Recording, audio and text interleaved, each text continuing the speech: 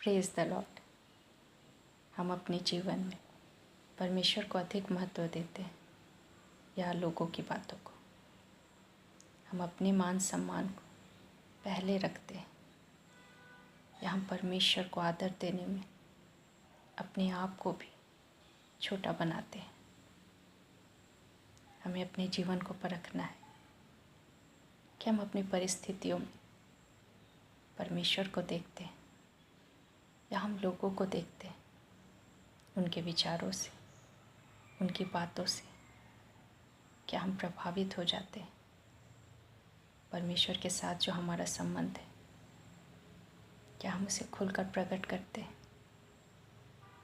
हमारा परमेश्वर जिसने हमारे जीवन में अद्भुत कामों को किया है, जब हम इन बातों को जानेंगे कि हमारा परमेश्वर कौन है और वो कितना महान है, उसका प्रेम हमारे लिए कितना अधिक है, जब हम इन बातों को जानेंगे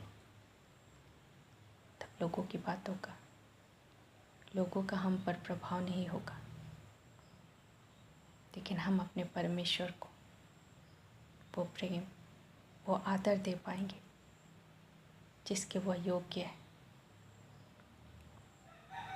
बाइबल में ऐसे लोगों की कहानियाँ भरी पड़ी हैं जिन्होंने परमेश्वर को अपने आप से भी अधिक महत्व दिया, लोगों से कहीं अधिक महत्व दिया। उनके जीवन में उनका परमेश्वर था, उन्होंने लोगों की बातों पर ध्यान नहीं दिया, लेकिन सच्चे मन से वो परमेश्वर को वो आदर, वो मान सम्मान, वो प्रेम दे पाए जिसके योग्य हमारा परमेश्वर है। हम दाऊद राजा के विषय में जानते हैं। दाऊद राजा जो एक महान राजा था इज़राइल का। और जब हम दूसरा समूएल उसका 6वां अध्याय पढ़ते हैं तो उसमें हम पाते हैं कि जब यरूशलेम में, दाऊद नगर में, जब वाचा का संदूक, परमेश्वर का संदूक आता है, तब दाऊद राजा तन मन से परमेश्वर के सम्मुख नाचता है। और जब उसकी पत्नी मिकाएल उसे इस तरह से नाचते हुए देखती है, तब उसे भेंट करने पर वो उससे कहती है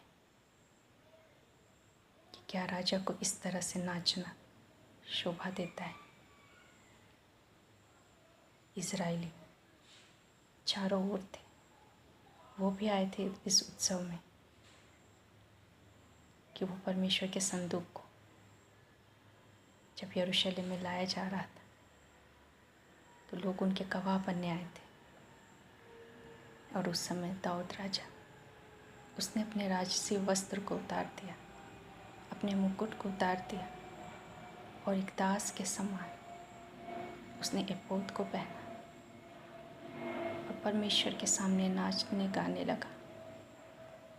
उसकी पत्नी इस बात को समझ नहीं पाई।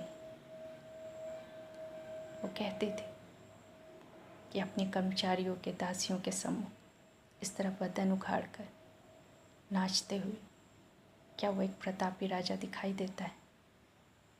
तब दाऊद राजा कहता है कि शाऊल और उसके घराने को छोड़कर परमेश्वर ने उसे चुना। वो जो कुछ भी नहीं था, उसे परमेश्वर ने इज़राइल का राजा बनाया। दाऊद जानता था कि वो कौन है और परमेश्वर ने उसे क्या बना दिया। वो अपने आप को परमेश्वर के सामने शून्य कर देता है।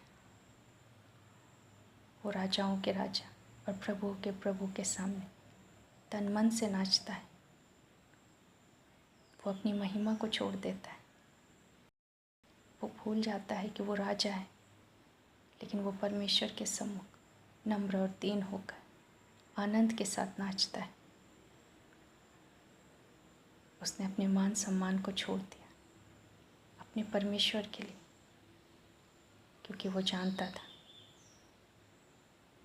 जिस परमेश्वर का संदूक उसके नगर में आया है, वो सर्वशक्तिमान परमेश्वर है। उसने लोगों की चिंता नहीं की, उसने अपनी पत्नी की बातों पर ध्यान नहीं दिया, क्योंकि वो जानता था कि वो एक प्रतापी राजा, सर्वशक्तिमान परमेश्वर के सम्मुख नाच रहा है, उसके आदर और उसके सम्मान में। और इसीलिए परमेश्वर ने उसे इज़राइल का सबसे महान राजा बना दिया। हम एक अंधे भिखारी के विषय में पढ़ते हैं, बरतिमाई, जो सड़क के किनारे भीख मांगा करता था। और जब उस रास्ते से, यरीहो से, यीशु गुज़र रहे थे तो बहुत शोर हुआ। और जब उसने सुना कि यीशु आ रहे हैं, तब वो चिल्लाने लगा, हे दाऊद की संतान, मुझ पर दया कर। लोगों ने उसे डांटा, चुप कराने का प्रयास किया, लेकिन वो और भी चिल्लाने लगा कि हे दाऊद की संतान, मुझ पर दया कर।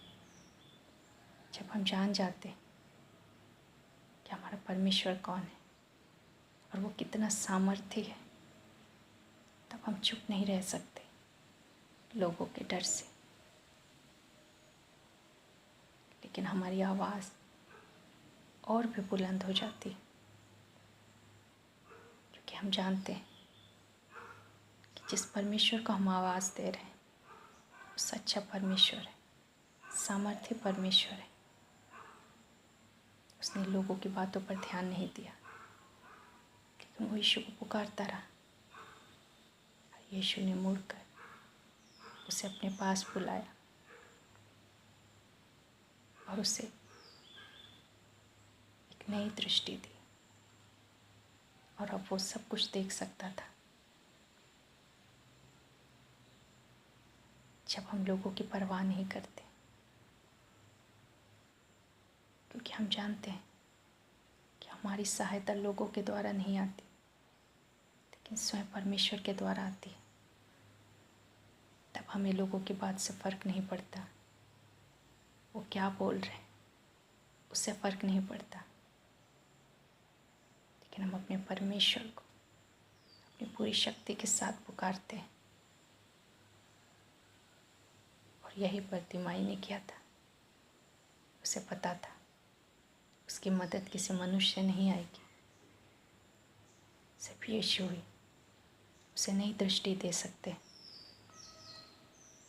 इसलिए उसने अपनी पूरी ताकत के साथ यीशु को पुकारा। वो लोगों से डरा नहीं, लोगों की बातों को उसने अपने ऊपर हावी नहीं होने दिया, लेकिन वो जानता था यीशु कौन है, इसलिए वो चुप नहीं रहा।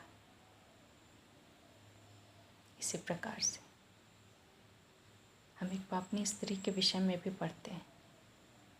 जब यीशु एक फरीसी के घर में आते हैं, क्योंकि उस व्यक्ति ने यीशु को अपने घर पर भोजन के लिए निमंत्रित किया था, तब वह स्त्री वो यीशु के सम्मुख आती है, उसके पैरों पर झुककर, उसके कदमों पर वो अपने आंसुओं को बहाती है और अपने बालों से उसके पैरों को पोंछती है, और जो इत्र वो अपने साथ लाई थी उससे वो यीशु के पैरों पर वो मलती है, और वो बहुत रोती है। वो घर जो फरीसी का था, और वहाँ बड़े बड़े धार्मिक अगुवे बैठे होंगे, व्यवस्था के जानने वाले, उनके बीच में उस स्त्री ने साहस किया, क्योंकि उसे पता था यीशु कौन है, पापों को क्षमा करने वाले परमेश्वर, निस्वार्थ प्रेम करने वाले परमेश्वर। उसने इस मौके को चूका नहीं, उसने लोगों की बातों पर ध्यान नहीं दिया, उसने इस सोच को अपने ऊपर हावी नहीं होने दिया कि लोग क्या कहेंगे। उसने सिर्फ यीशु पर अपनी दृष्टि लगाई, क्योंकि वो जानती थी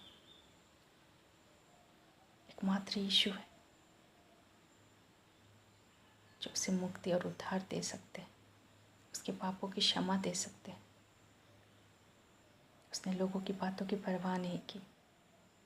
उसने ये नहीं सोचा कि जब वो यीशु के पास जाएगी, उस घर में प्रवेश करेगी, तो लोगों की निगाहें उसकी ओर उठेंगी, लोग उस पर दोष लगाएंगे, उसका अपमान करेंगे, उसे वहाँ से बाहर निकाल देंगे, क्योंकि वो एक पापनी स्त्री थी। लेकिन वो लोगों की बातों पर ध्यान नहीं देती। उसे पता था यीशु कौन है। अब वो उसके पास आती है और अपने प्रेम को प्रकट करती है। और यीशु कहते हैं कि जहाँ कहीं भी सुसमाचार प्रचार किया जाएगा, वहाँ से स्त्री का नाम उसके स्मरण में लिया जाएगा, क्योंकि उसने एक ऐसा काम किया था जो उसके प्रेम को प्रकट करता है, जो उसके साहस को प्रकट करता है। उसने लोगों की चिंता नहीं की, उसने परवाह नहीं की कि कौन मेरे बारे में क्या सोचता है। उसने चिंता नहीं की कि लोग उसे दोषी ठहराएंगे। उसने चिंता नहीं की कि लोग क्या कहेंगे। लेकिन वो यीशु के कदमों में गिर गई। उसने अपने आंसुओं के द्वारा अपने पापों को स्वीकार किया और यीशु से क्षमा प्राप्त की। हमारे जीवन में भी कई ऐसे मौके आते हैं जब हमारे पास मौका होता है यीशु को पुकारने का, यीशु के लिए अपने प्रेम को प्रकट करने का, यीशु को आदर देने का। ऐसे समय में क्या सच में हम अपने परमेश्वर को आदर देते हैं या रुक जाते हैं ये सोचकर कि लोग हंसेंगे, यह सोचकर कि मेरी निंदा होगी, या ये सोचकर कि लोग मुझे चुप करा देंगे। या हम अपने परमेश्वर को पूरी तन मन से, पूरी शक्ति के साथ हम पुकारते हैं, अपने पापों को मानते हैं, यीशु के सामने अपने प्रेम को प्रकट करते हैं, जिस प्रकार से दाऊद राजा ने थोड़ी भी चिंता नहीं की कि वो एक राजा है, लेकिन वो एक दास के समान अपने परमेश्वर के सम्मुख वो नाचता गाता है, भूला बैठता है, वो भूल जाता है कि वो राजा है। लेकिन वो सिर्फ इतना याद रखता है, जिसने मुझे राजा बनाया, आज उसका संदूक मेरे नगर में आ रहा है। उसने अपने मान सम्मान को पीछे रख दिया और परमेश्वर के सम्मुख नाचा। उस स्त्री ने भी ये चिंता नहीं की कि लोग मुझे अपमानित करेंगे, मुझे भला बुरा कहेंगे, मुझे बाहर निकाल देंगे। लेकिन उसने अपना प्रेम, अपना समर्पण यीशु के सामने प्रकट किया। उस अंधे भिखारी ने भी लोगों की परवाह नहीं की, लेकिन वो यीशु को पुकारता रहा जब तक कि यीशु ने पलटकर उसे अपने पास नहीं बुलाया। आज हमारे पास भी ऐसे अवसर आते हैं और ये सवाल हमारे सामने आता है कि हम यीशु को अपने जीवन में महत्व देते हैं या लोगों को और उनकी बातों को। जब हम परमेश्वर को आदर और मान सम्मान देते हैं तो हमारा परमेश्वर भी हमें वापस अपने पास बुलाता है। वो हमारा आदर करता है, हमारे पापों को क्षमा करता है और हमारे लिए ऐसी बातों को करता है जो मनुष्य हमारे लिए कभी नहीं कर सकते। जब हम जान जाएंगे हमारा परमेश्वर कौन है और उसने हमारे लिए क्या किया है, तब हम लोगों से कहीं अधिक, उनकी बातों से कहीं अधिक अपने परमेश्वर को अपने जीवन में सबसे बढ़कर प्रेम, आदर और मान सम्मान देंगे, बिना यह सोचे कि लोग क्या कहेंगे, लोग क्या सोचेंगे, मेरे बारे में क्या बोलेंगे। आज हमें भी इसी प्रेम से भरना है, इसी आदर से भरना है, ताकि हम परमेश्वर को, उसकी बातों को सबसे ऊपर रख सकें, अपने से भी ऊपर, अपने जीवन में सबसे ऊपर, क्योंकि वह हमारा परमेश्वर इसी योग्य है, क्योंकि वह महान है, क्योंकि उसके कार्य महान है। हमारा परमेश्वर जिसने हमसे प्रेम किया, जिसने हमारे लिए अद्भुत बलिदान दिया, वो हमारे लिए सबसे महत्वपूर्ण होना चाहिए। लोग आएंगे और जाएंगे, बातें करेंगे, लेकिन जो कार्य यीशु हमारे जीवन में कर सकता है, कोई व्यक्ति नहीं कर सकता। हमें लोगों की बातों पर नहीं, लेकिन यीशु की बातों पर ध्यान देना चाहिए, ताकि हम अपने जीवन में यीशु की उन अद्भुत बातों को, उसके प्रेम को, उसकी क्षमा को, उसके आशीषों को प्राप्त कर सकें जो उसने हमारे लिए रखी है। परमेश्वर इस वचन के द्वारा हम सबों को बहुत से आशीष दे। धन्यवाद।